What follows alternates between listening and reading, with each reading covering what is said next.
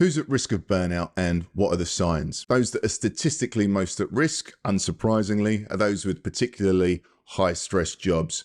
So a few of the riskier professions are lawyers, nurses, doctors, social workers, teachers, and police officers. But as we saw from Deloitte's 2015 survey, 77% of US professionals have experienced burnout at some point in their lives. So any job can be a source of burnout. Almost 4 out of 5 of us will experience burnout at some point in our lives. And searches on Google about mental health and burnout were at an all-time high back in 2021. So now, more than ever, we all need to be alert to the signs, both for ourselves and for friends, family, and work colleagues. Now, my name's Chibs. I'm a stress and a burnout specialist and accredited mindfulness facilitator. I work with individuals and organizations providing practical mindfulness and mental fitness tools to reduce stress, reduce the risk of burnout, and improve your ability to get more done in less time. And some of you might know me as one of the meditation instructors and narrators on the Karma. So let's talk about the 5 stages of burnout. So since burnout appears to be on the rise, it's important for us to understand and recognize the stages of burnout. Now, we tend to commonly observe the following 5 stages. So we've got the honeymoon phase, onset of stress, chronic stress, burnout, habitual burnout. So the honeymoon phase. When we undertake a new task or a new project, we often start by experiencing high job satisfaction, abundant energy, and loads of excitement and creativity. Now, this is especially true of a new job or at the beginning of a business venture or in a relationship, of course, hence honeymoon phase. Now, entrepreneurs are particularly susceptible to the honeymoon phase.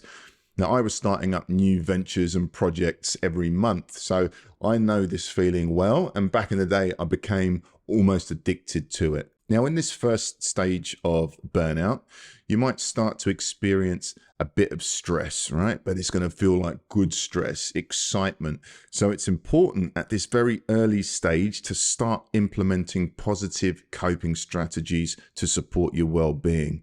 Now, mindfulness is the best strategy that I know, but there are others. If we create good coping strategies to deal with the stress at this stage, we can continue in this honeymoon phase almost indefinitely. Now, the symptoms or the signs of the honeymoon phase are job satisfaction, happily and willingly taking on more responsibility, unbridled optimism, commitment to your work, the desire to prove yourself, lots of creativity, and high productivity levels. The second stage of burnout is onset of stress. Now, during this stage, you start to notice that some days are more difficult than others. You might find that you don't have quite as much optimism as you did at the start, and you might notice a few unpleasant stress symptoms coming up. So maybe the inability to focus, irritability, lack of sleep or reduced sleep quality, lower productivity, anxiety, avoidance of decision-making, changes in appetite or diet, tiredness, headaches. Now, if you haven't got any well-being strategies in place, it's important to start now, the onset of stress stage. The further we go without addressing the problem, the harder it will be to implement a strategy because you'll start to feel worn down and you'll start to feel that there's no time for anything, including looking after yourself. The third stage of burnout is chronic stress. Now, at this stage, there's a noticeable and significant change in your stress levels. So where you were once experiencing motivation, you're now experiencing stress on a near daily basis. So the symptoms and signs of stage 3 burnout might be similar to those in stage 2, but they're going to be a lot more intense. So as well as the stage 2 symptoms, stage 3 burnout might involve missed work deadlines or targets, persistent tiredness, physical illness, procrastination, resentfulness, social withdrawal from friends and family, maybe anger or aggressive behavior, a cynical attitude, and increased use of alcohol or drugs or caffeine or other kind of addictive coping mechanisms. Now, stage 4 is burnout itself, and this is where symptoms reach a critical level and it becomes increasingly difficult to cope with life. Now, we're all going to have our own limits of what we can tolerate. And for some of us, this journey to burnout will be slower than others. But it's critical that you seek help at this stage, because the longer you remain at this stage, the more damage you're going to be doing to your nervous system, and the more challenging it will be to bring yourself back to a healthy state. Now, symptoms of stage 4 burnout could be feelings of emptiness, obsession over problems at work or in life, a pessimistic outlook on everything, maybe self-doubt, chronic headaches, stomach or bowel problems.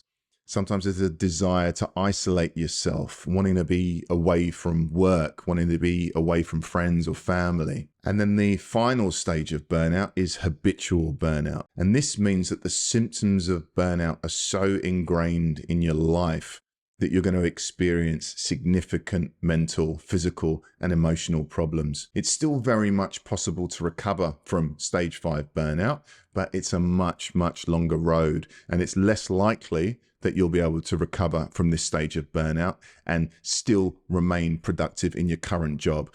So most people at this stage will need to leave their job and focus on recovery. So symptoms of stage 5 burnout are chronic sadness, depression, and chronic mental and physical fatigue. Now, 2 questions that I get asked often are, is burnout different from stress?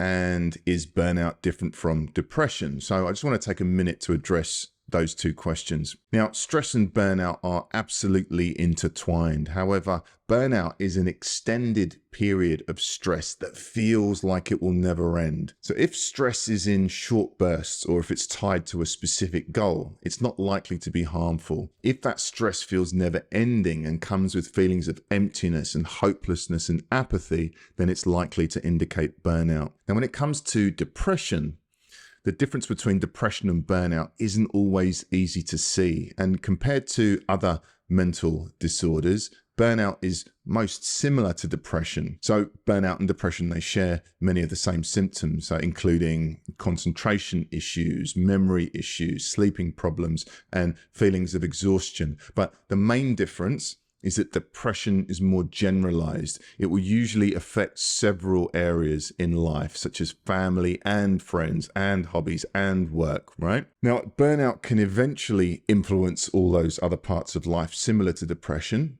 but it's likely to occur at a much later stage. Depression, on the other hand, can have a quick and significant influence on several parts of life very early on. So it can really suck the joy out of everything that you do, while burnout will limit itself to work usually, certainly at the earlier stages.